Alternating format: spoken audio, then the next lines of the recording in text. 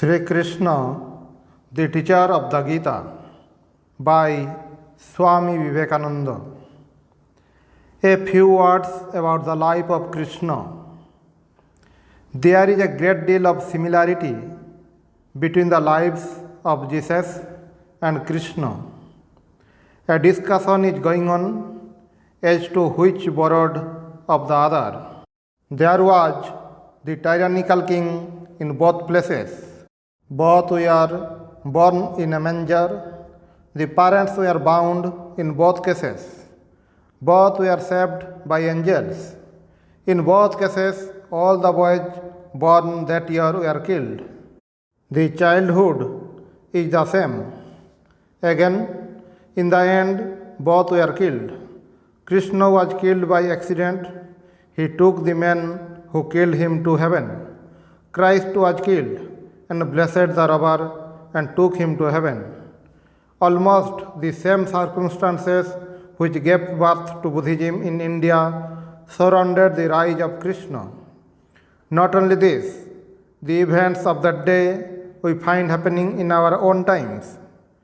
This Krishna preceded Buddha by some 1,000 years. A great many people do not believe that he ever existed. Some believe that the worship of Krishna grew out of the old sun worship. There seem to be several Krishnas. One was mentioned in the Upanishads, another was king, another a general. All have been lumped into one Krishna. It does not matter much. The fact is, some individual comes who is unique in spirituality.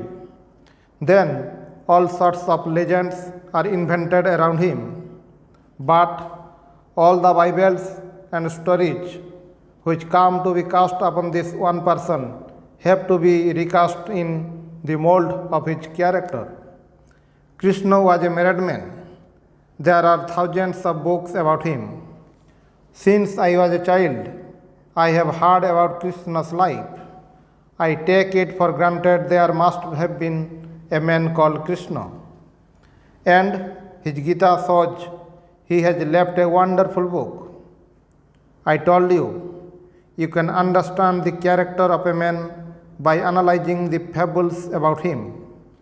The fables have the nature of decorations. You must find they are all polished and manipulated to fit into the character. For instance, take Buddha. The central idea is sacrifice. There are thousands of folklore, but in every case, the sacrifice must have been kept up. There are thousands of stories about Lincoln, about some characteristic of that great man.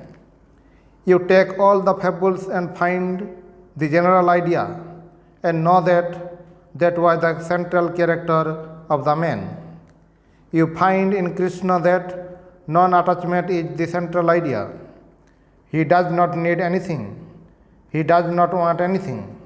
He works for work's sake, work for work's sake, worship for worship's sake, do good because it is good to do good, ask no more. That must have been the character of the man. Otherwise, these fables could not be brought down to the one idea of non-attachment. He is the most rounded man I know of, wonderfully developed equally in brain and heart and hand. Every moment of his is alive with activity, either as a gentleman, warrior, minister, or something else. Great as a gentleman, as a scholar, as a poet. This all-rounded and wonderful activity and combination of brain and heart you see in the Gita and other books. Most wonderful heart, exquisite language, and nothing can approach it anywhere.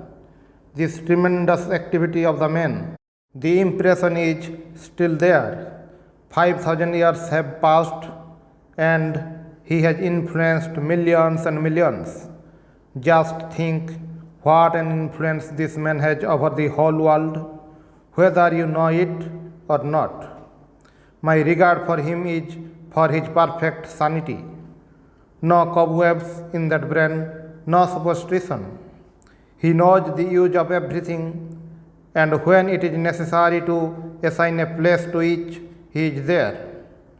Those that talk go everywhere, question about the mystery of the Vedas, etc. They do not know the truth. They are no better than frauds. There is a place in the Vedas even for superstition, for ignorance. The whole secret is to find out the proper place for everything. Then that heart, he is the first man, way before Buddha, to open the door of religion to every caste. That wonderful mind, that tremendously active life, Buddha's activity was on one plane, the plane of teaching. He could not keep his wife and child and become a teacher at the same time. Krishna preached in the midst of the battlefield. He who in the midst of intense activity finds himself in the greatest calmness, and in the greatest peace finds intense activity. That is the greatest yogi as well as the wisest man. It means nothing to this man, the flying of missiles about him. Calm and sedate, he goes on discussing the problems of life and death. Each one of the prophets is the best commentary on his own teaching. The great men think, and you and I also think, but there is a difference. We think and our bodies do not follow. Our actions do not harmonize with our thoughts. Our words have not the power of the words that become Vedas. Whatever they think must be accomplished. If they say, I do this, the body does it. Perfect obedience. This is the end. You can think yourself God in 1 minute, but you cannot be God. That is the difficulty. They become what they think. We will come only by degrees. Krishna talks of himself as God, as Christ does. He sees the deity in himself, and he says, none can go a day out of my path. All have to come to me. Whosoever wants to worship in whatsoever form, I give him faith in that form, and through that I meet him. His heart is all for the masses. Independent, Krishna stands out. The very boldness of it frightens us. We depend upon everything, upon a few good words, upon circumstances. When the soul wants to depend upon nothing, not even upon life, that is the height of philosophy, the height of manhood. Worship leads to the same goal. Krishna lays great stress upon worship. Worship God. Krishna saw plainly through the vanity of all the mockeries, and ceremonials of the old priests, and yet he saw some good in them. So the ceremonials, worship of gods and myths are all right. Krishna says, why? Because they all lead to the same goal. Ceremonies, books and forms, all these are links in the chain. Get hold, that is the one thing. If you are sincere and have really got hold of one link, do not let go. The rest is bound to come. But people do not get hold. They spend the time quarreling and determining what they should get hold of, and do not get hold of anything. We are always after truth, but never want to get it. We simply want the pleasure to go about and ask. We have a lot of energy and spend it that way. That is why Krishna says, get hold of any one of these chains that are stretched out from the common center. No one step is greater than another. Blame no view of religion so far as it is sincere. Hold on to one of these links and it will pull you to the center. Your heart itself will teach all the rest. The teacher within will teach all the creeds, all the philosophies. In Krishna we find two ideas stand supreme in his message. The first is the harmony of different ideas. The second is non-attachment. A man can attain to perfection, the highest goal, sitting on a throne, commanding armies, working out big plans for nations. In fact, Krishna's great sermon was preached on the battlefield. How hard it is to arrive at this sort of non-attachment. Therefore, Krishna shows us the lower ways and methods. The easiest way for everyone is to do his or her work and not take the results. It is our desire that binds us. If we take the results of actions, whether good or evil, we will have to bear them. But if we work not for ourselves, but all for the glory of the Lord, the results will take care of themselves. To work you have the right, but not to the fruits thereof.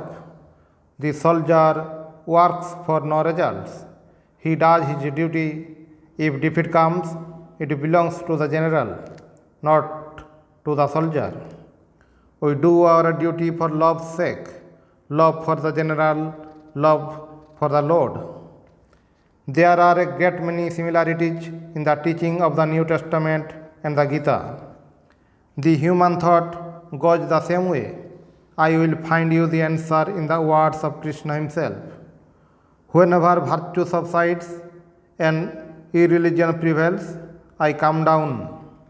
Again and again I come. Therefore, whenever thou seest a great soul struggling to uplift mankind, know that I am come and worship. This was the great work of Krishna, to clear our eyes and make us look with broader vision upon humanity in its march upward and onward. His was the first heart that was large enough to see truth in all. His the first lips that uttered beautiful words for each and all.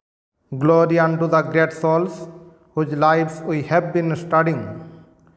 They are the living gods of the world. They are the persons whom we ought to worship. If he comes to me, I can only recognize him if he takes a human form. He is everywhere, but do we see him? We can only see him if he takes the limitation of man. If men and animals are manifestations of God, these teachers of mankind are leaders, are gurus. Therefore, salutations unto you, whose footstool is worshipped by angels. Salutations unto you, leaders of the human race. Salutations unto you, great teachers. You leaders have our salutations forever and ever. Om Shanti Shanti Shanti Hari Om Tat Sat.